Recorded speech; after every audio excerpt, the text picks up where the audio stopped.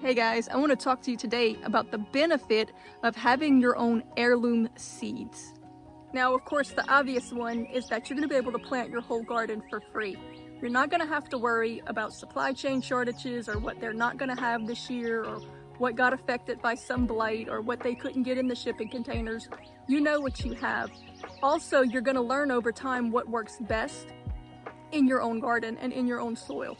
When you first start with heirloom, it can be a little discouraging because it doesn't produce usually as well as some of the hybrids, which is the reason that people do the hybrids. But once you get a year or two of growth into it and you pick the best ones that do produce well, then you're going to get something that produces just as easy as a wild plant. And that's where it really gets fun. And plus, you will have so much seed that you will be able to give away to everybody, to all of your friends. That makes it fun also. But this is one of the things that I love the best about having an heirloom garden. Volunteer plants. This is a Congo watermelon. I did not plant this. I had Congo watermelons planted here last year, and the rabbits got a few of them, and the seeds fell into the ground, and this one came up this year all on its own. So that happens a lot. There's a volunteer cabbage coming up in this bed. I actually grew a volunteer cabbage last year. I had cut the head off, but I left the root, and I didn't even know this could happen, but it happened. The cabbage came back the next winter, the next fall, and got monstrous. I'll find a picture and show you. Actually, it happened with two of them in the same bed. Lighting is a little harsh here, I know, but this happens all over. I planted some cherry tomatoes one year, and I don't even know what they were. They might have been Sweet Millions. I don't even know if they were, heirloom or whatever, but it flooded and almost everything died except for this one cherry tomato plant, so I kept seeds from them because they were so hardy. And I have replanted them every year, but the birds have planted more than I have. So anywhere that there's a trellis where the birds could land with the cherry tomato, they have planted cherry tomatoes.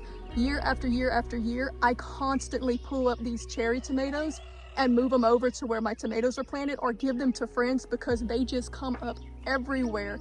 Another blessing, especially when you have beds, because your dirt is staying the same, the seeds are falling, cucumbers are coming up from last season. And the beauty of when things come up on their own this way is that they always come in at the exact right moment. You don't have to guess. When the weather is perfect, when everything is right, they'll come up on their own. And only the seeds that are the best adapted to your area will come up. So when something comes up voluntarily, that's the stuff you want to save seed from for your next seasons. This is a bed of green onions, bunching onions. They come up on their own every year. I don't ever replant them. I just harvest as I need for the kitchen. When they get real thick, I thin them out and, freeze dry them or whatever, freeze them. But they come back all on their own regardless. And of course, wherever you plant potatoes, you always miss some. You'll always get a surprise harvest at some point.